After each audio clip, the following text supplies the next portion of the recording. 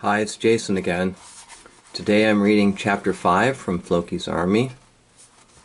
Chapter 5, Lights Out, the Party's Over. The stronger ST5 became, the more intense the negative energy from Brad became. He was now able to move around his cage pretty much like before he attempted the escape.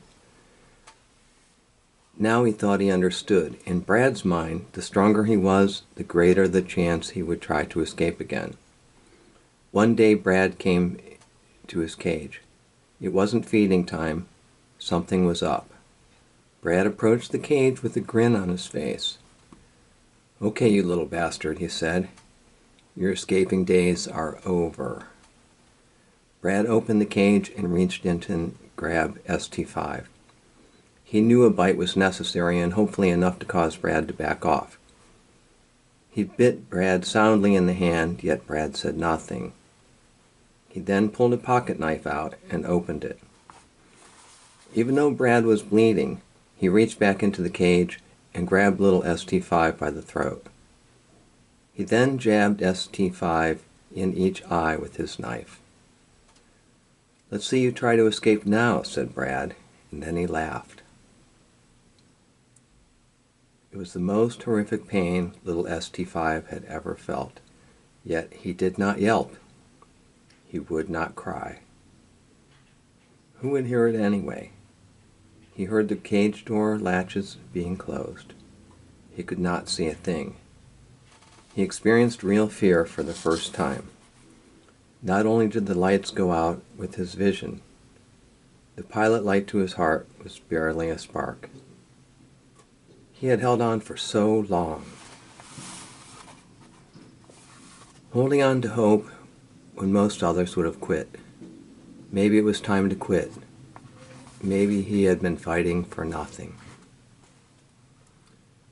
Brad and Ned didn't always cross paths when working. The next time they saw each other, Brad announced to Ned that he had taken care of the problem for good. "What problem are you talking about?" asked Ned. "That little bastard ST5 trying to escape." "Oh, good. What did you come up with?" "Well," said Brad, "I thought about this for a while. When it came to me, a blind dog won't run." "What the hell are you talking about?" asked Ned, with a little apprehension. "You told me all we needed from him was his semen, so I figured he didn't need his eyes. Without his eyes, he won't try to escape anymore." "Problem solved," boasted Brad. "What did you do?" hollered Ned. "I poked him in the eye so he couldn't see. He won't be running any more." "You sick bastard," yelled Ned. "That is what you came up with?" "Yeah, Ned, it will work, and he can still make puppies for you." "Oh, F it. Just make sure he doesn't get an infection and die." That was it. That was all that was said on the matter. It never came up again. Although little ST5 always felt alone in a room with dogs, this was much worse. He used to ignore the barking and crying of the other dogs because they were all suffering separately, and there was nothing any of them could do. Now their sounds were all he had. His eyes healed, but his vision never came back. He started to lose track of time because there was no variation of light for him. Daytime, nighttime, all the same. As with everything else, he learned to deal with this new condition. He had no choice. He wasn't really hampered because he was confined to his cage, therefore he wasn't likely to stumble. He had so little, though. Now he had even less. The only thing he had going for him was that he could still produce semen and make puppies for Ned. Once he stopped producing, Brad would kill him for sure and throw his body into a hole behind the barns. Was he even thankful for that, or would dying be a better option?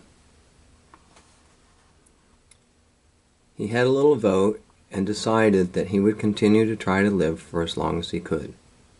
He was alive, there was still a chance for something good to happen. He also decided to bite Brad every chance he got. What could he possibly do to hurt him now? This activity gave him something to look forward to and a reason to live. It was quite fun. End of chapter 5.